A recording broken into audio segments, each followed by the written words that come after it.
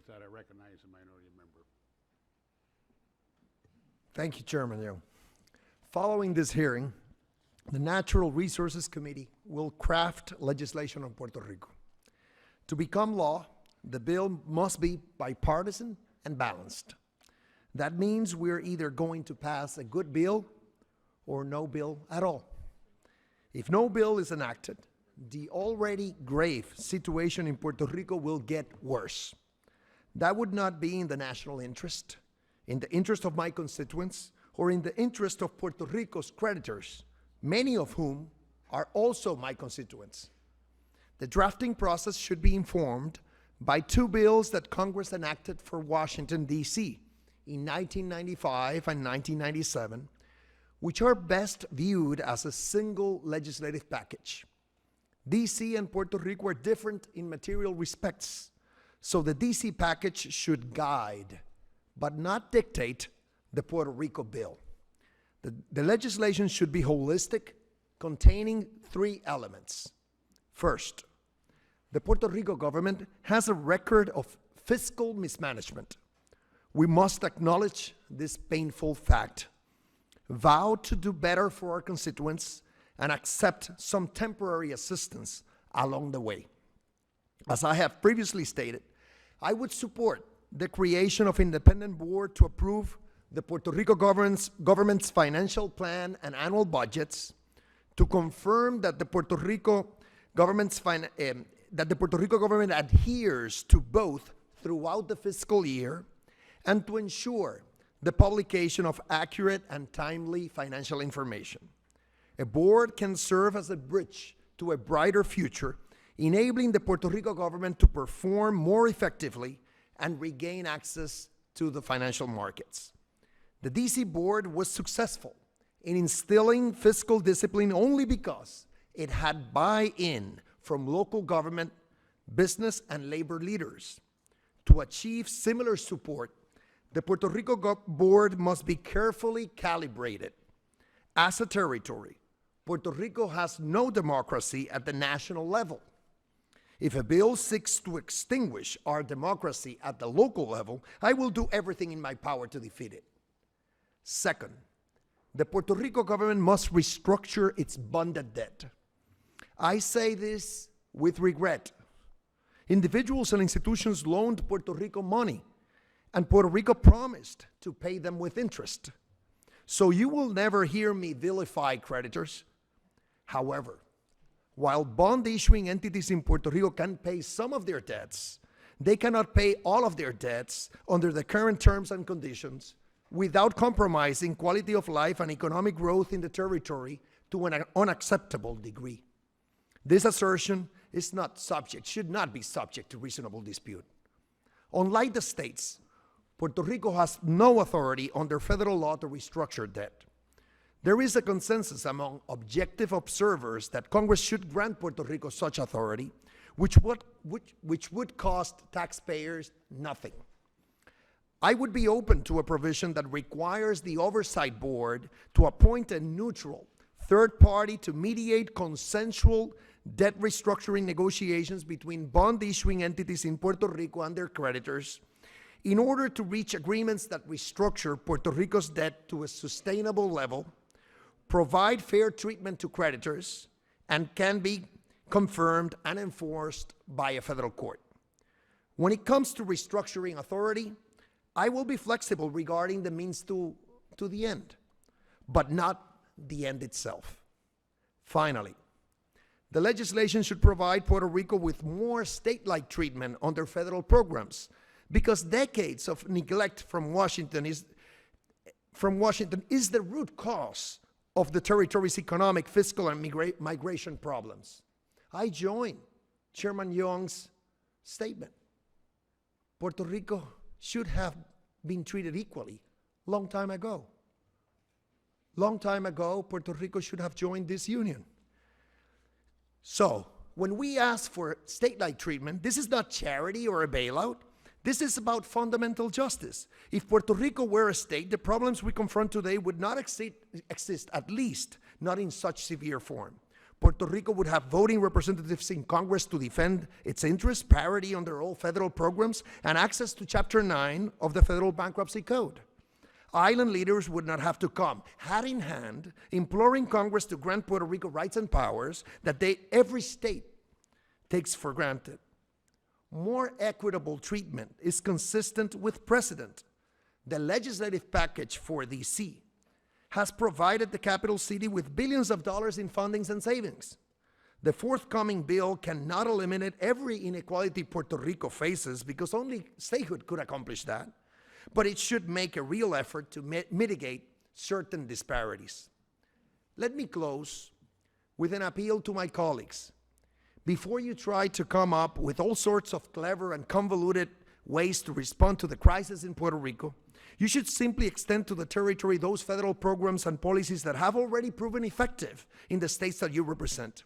Resist the urge to experiment with my constituents' lives. Equality is the best policy. Thank you, Chairman. Thank you for a very good statement, echoing my thoughts. You're a smart member of this committee. Pierluisi. Thank you, Chairman. I'm going to try to lay out a couple of facts that I believe are beyond dispute, or at the very least are supported by the vast majority of my constituents. The first one is that Puerto Rico is facing a very serious, unprecedented liquidity crisis. There are payments in the immediate horizon that, for all intents and purposes, unless the government of Puerto Rico obtains adequate access to the markets, the government is going to fail in making.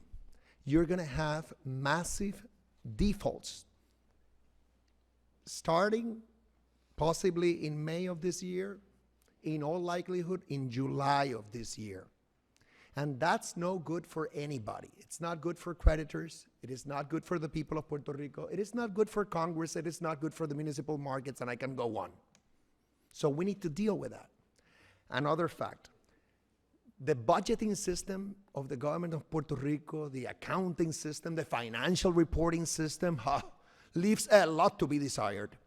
Needs to be reformed, and drastically. Everybody agrees.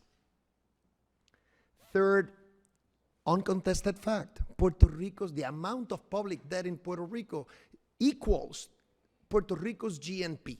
By any measure, that's a lot of debt.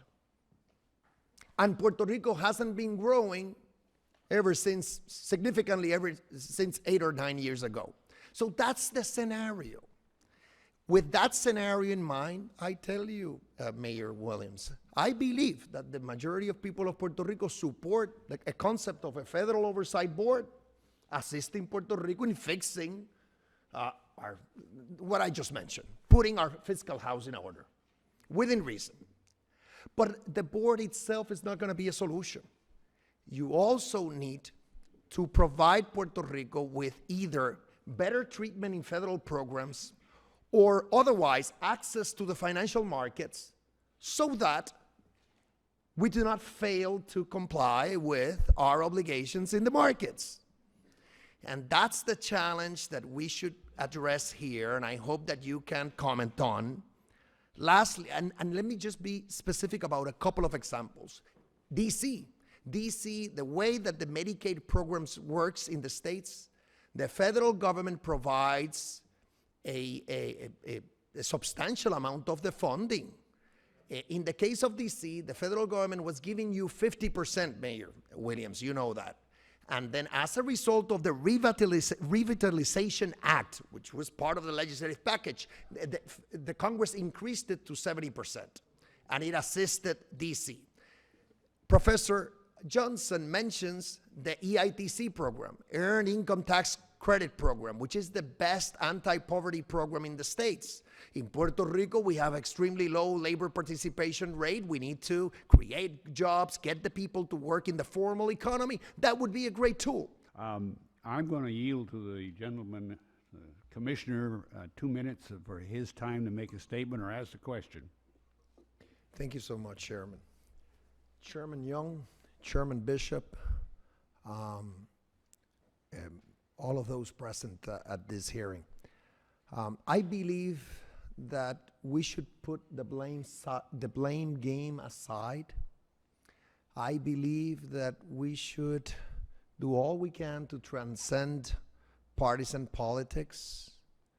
And I believe that we should come up with a legislative package for Puerto Rico that makes sense given the crisis Puerto Rico is facing, given the status of Puerto Rico, and given the reality that this is not a foreign country or foreign nationals. You're talking about American citizens who can hop on a plane from one day to the next if the going is tough down there, and nobody can blame them. Now, I can say this with credibility because on the one hand, I represent all of the American citizens living in Puerto Rico in this Congress.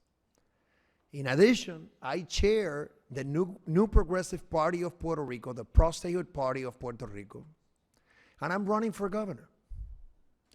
And yet, I'm saying we need to assist the current administration of Puerto Rico.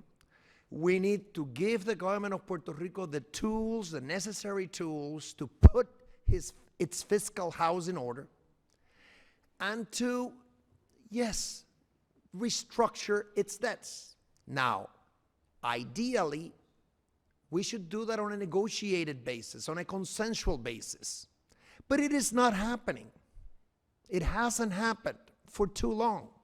So the concept of having a board that would assist Puerto Rico in getting its fiscal house in order and would have a key role in promoting the restructuring and facilitating the debt restructuring makes sense. And to the extent states do not have that tool, I should say, I am the first one who doesn't like the current status of Puerto Rico. But I have to recognize that Congress does have plenary power over the territory of Puerto Rico, and that's why this committee has primary jurisdiction over this issue. So that's the challenge, and Chairman, I believe we can work it out. We can provide Puerto Rico the tools to get back on a path to recovery, get its fiscal house in order, and in the process be fair to creditors, both institutional and individual, including my constituents. Thank you.